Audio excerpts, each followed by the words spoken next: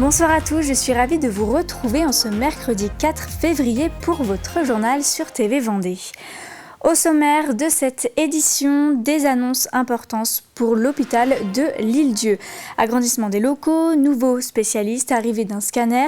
Plusieurs projets ont été dévoilés pour améliorer la prise en charge des patients et les conditions de travail des équipes.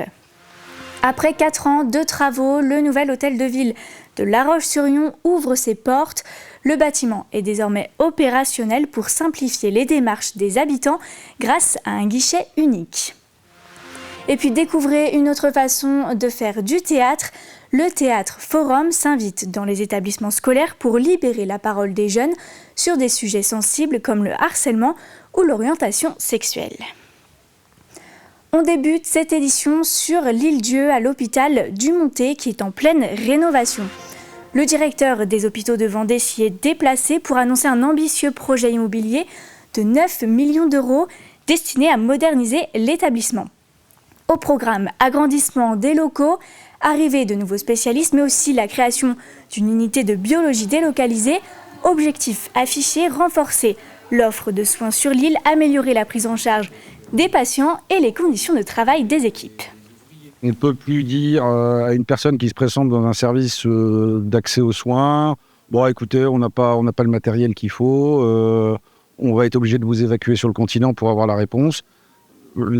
Toute la stratégie médicale de l'établissement depuis quelques années maintenant, c'est de renforcer le plateau technique in situ pour améliorer les prises en charge, améliorer la qualité, par exemple, pour la radiologie, la qualité des images et la finesse du diagnostic, et éviter de passer également à côté de fractures, parce que quand on a un appareil défectueux, qui n'a pas la qualité que l'on a maintenant, ça posait des problèmes de diagnostic. Le but de la manœuvre étant d'éviter de transférer les malades, du moins de transférer les images plutôt que les malades, et bien entendu, si le tas du malade le nécessite, eh bien, d'organiser une évacuation sanitaire, mais là encore avec un diagnostic posé, et non pas, comme on le fait maintenant, dans l'incertitude de diagnostic potentiellement grave. Après plus de 4 ans de travaux, le nouvel hôtel de ville de La Roche-sur-Yon ouvre ses portes aujourd'hui. À quelques semaines des élections municipales, cette inauguration suscite déjà des réactions. Pour le maire sortant et candidat à sa succession, Luc Boire, c'est un véritable accomplissement. Mais dans l'opposition, Romain Bossis critique un projet trop coûteux qu'il estime lourd pour les finances de la commune, un dossier qui fait désormais débat au cœur de la campagne. C'est un chantier où je suis venu, pas tous les jours, mais quasiment tous les jours depuis 3 ans, donc je l'ai parfaitement en tête. Et puis on est tellement fiers, et il y a quelque chose moi qui me rend particulièrement heureux, c'est de revoir les agents. En fait, depuis 7-8 ans, où nous avons déménagé au-dessus de la poste, ça fait 7-8 ans, où on ne se voit plus au quotidien. Et là, c'est un vrai bonheur, je vois leur sourire, je vois leur joie d'intégrer ces nouveaux bâtiments, et de les retrouver au quotidien, ça fait vraiment plaisir. Il y a la question du coût. C'est un projet qui est fastueux, qui est coûteux, qui va endetter lourdement la ville pour les années qui viennent et qui nous empêche de pouvoir investir dans le quotidien des habitants. La rénovation des écoles, des maisons de quartier, des équipements sportifs, les rues, les trottoirs. Et puis c'est un projet qui sur le plan démocratique ne va pas puisque les habitants n'ont pas été associés, n'ont pas été concertés sur ce projet. Et ça démontre là aussi une vision assez solitaire de l'exercice du pouvoir. À La Roche-sur-Yon, la course au municipal est désormais bien lancée. 5 candidats sont aujourd'hui déclarés. Parmi eux, le maire sortant Luc Boire et son opposant Romain Bossis. S'y ajoutent également Anita Chariot, Gilles Robin et Freddy Roy. Et pour rester dans le thème de l'hôtel de ville, justement, à quoi va-t-il ressembler ? Ce bâtiment flambant neuf, fruit d'un investissement de près de 30 millions d'euros, accueillera environ 350 agents de la ville et de l'agglomération.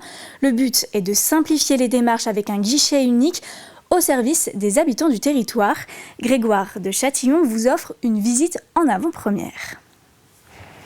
L'entrée principale se situe ici, rue Clémenceau, à 2 pas de la place Napoléon.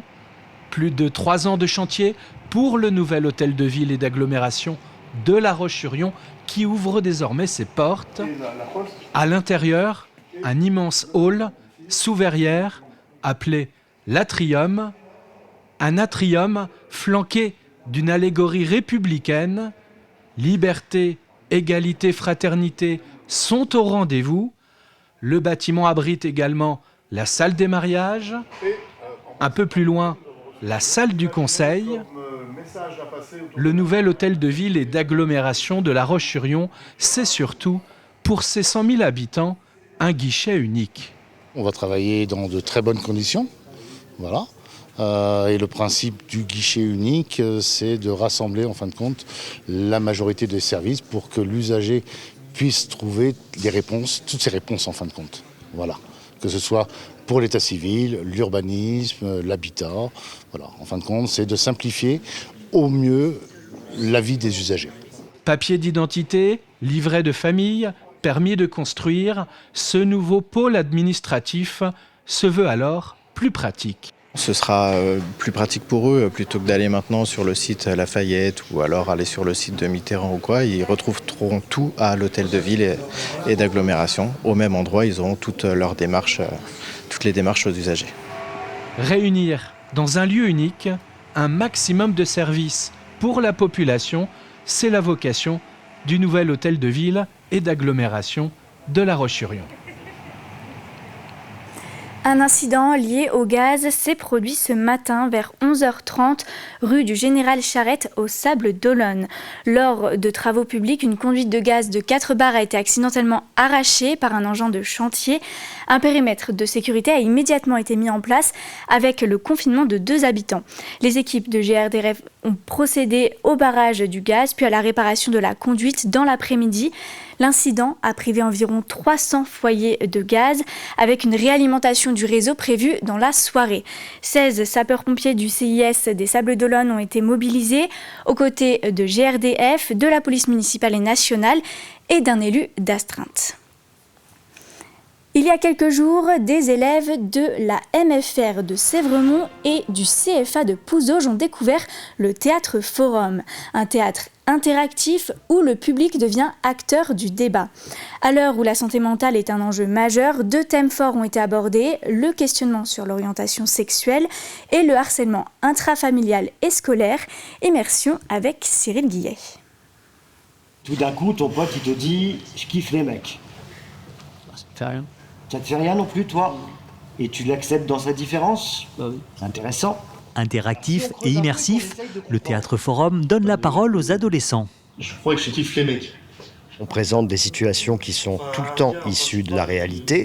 Et à partir de ces situations, le spectateur a la possibilité de changer l'issue en venant sur scène. Et le fait de venir sur scène, ça lui permet de constater à quel point l'émotion, le regard de ses camarades, les interactions avec les comédiens provoquent une série de réactions à l'intérieur de soi qui fait que c'est pas aussi simple que je le pensais quand j'étais assis sur mon siège de venir me positionner. Timothée, il dit un truc important.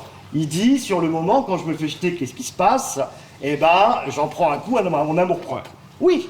Oui. Quand on pose la question aux adolescents et qu'on leur demande est-ce que vous avez des outils pour apprendre à canaliser leurs émotions, ils vous répondent à 99% non. La deuxième chose, c'est que le savoir n'a d'intérêt que s'il est relié à l'expérience. Initiée par la communauté de communes du pays de Pouzauges, cette démarche s'inscrit dans un parcours de prévention.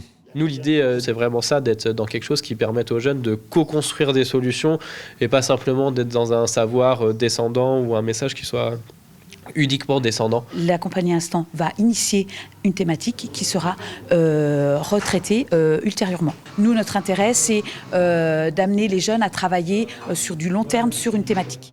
Ici, 2 problématiques ont été soulevées, le questionnement sur l'orientation sexuelle ainsi que le harcèlement. Au bout de 2 minutes, j'étais complètement dedans et c'est super intéressant. J'ai trouvé ça très philosophique et en même temps ça pose beaucoup de questions sur soi-même. On peut parler de nos propres expériences, même si c'est des choses qu'on n'a pas forcément vécues, on peut donner notre opinion sans forcément être jugé par les autres ni même par les acteurs. À l'heure où les problématiques de santé mentale chez les adolescents sont en hausse, ce type d'intervention trouve tout son sens. Dimanche 8 février, partez à l'aventure pour une bonne cause avec la Pentagone. Cette randonnée solidaire de 5 km au cœur de La Roche-sur-Yon mêle marche, jeux et énigmes. Chaque réponse devra être photographiée. 15 clichés seront à présenter à l'arrivée. Le départ se fera place Napoléon et tous les bénéfices iront à la Maison des Femmes qui soutient les victimes de violences. On démarre place Napoléon, à côté du restaurant le 18B, et puis on va déambuler dans des petits chemins piétons, souvent très méconnus des Lyonnais. Le but, c'est effectivement de découvrir la ville. Chaque année, le parcours est différent. Un point commun, c'est que chaque année, on a des énigmes à découvrir, une quinzaine d'énigmes qui vont jalonner tout le parcours. C'est ludique, c'est fait aussi pour les enfants. Et puis une manière aussi de mieux découvrir la ville de La Roche-sur-Yon, parfois qu'on connaît assez peu. Donc on fait beaucoup d'actions pour la jeunesse, mais également pour la famille. Et là, la Maison des Femmes rentre tout à fait dans ce cadre. Toute l'équipe de la Maison des Femmes, elle est vraiment très contente de ce partenariat avec le Rotary.